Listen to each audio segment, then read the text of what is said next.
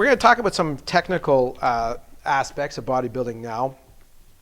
And I want you to expound a little bit on the idea of the difference between joint exhaustion and muscle exhaustion. Okay, that's a great question. And it's going to be real easy to answer. There are two different things. They are identified as two separate entities entirely. You have a joint, which is an area of the body where two bones come together to create movement. Okay, so that is a area of the body that also is not bathed in red blood, whereas the muscle soreness you're talking about is down into the flesh of the body and in between the joints where the actual muscle tissue lies, and that is bathed in red blood. Now we kind of covered that when we were doing warm-up.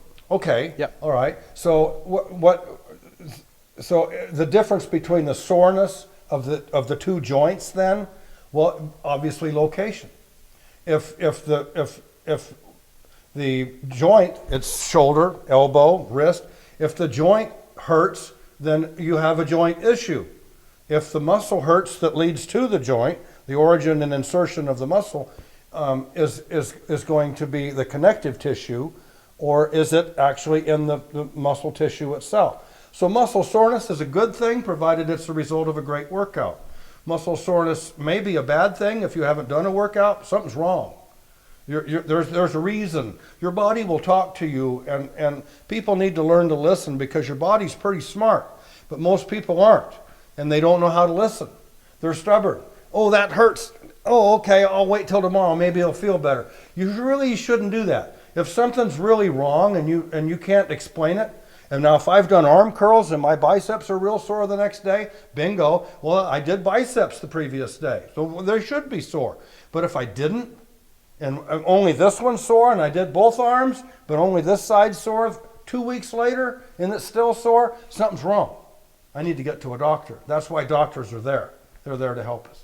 Yeah, there's a parallel I'm discovering in flying a helicopter, and that is we really need to listen to what the helicopter is doing, if it's vibrating or chattering or low RPMs or the pitch or attitude of the cockpit to the horizon. So it's a paying attention and listening, and then having the discernment to understand what that means. So a lot of parallels there. The machine may be telling you what it needs to have happen. Yes. You as the operator need to respond. That's right. So that's basically the same thing as listening to your body. Mm-hmm. And of course, a joint pain or joint exhaustion could be very serious. So that's something that you have to be very... It could be very serious. And there's a big difference between exhaustion and pain. Exhaustion is when a body part or a muscle group tends to just give out under the strain.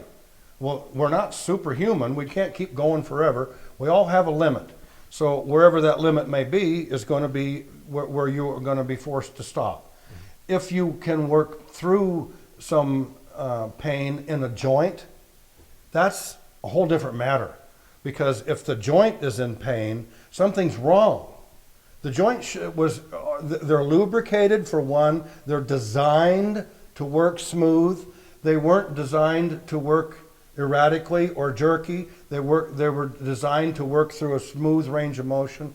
The joints were. The muscle is irrelevant. It doesn't matter what the muscle's doing as far as the joint's concerned. The joint's going to respond to whatever's happening to it. So if the joint is not moving smoothly, something's seriously wrong. Mm-hmm. So bone spurs, there's a possibility of connective tissue tears, all kinds of things. So yeah, you really should probably seek medical attention if you have joint pain.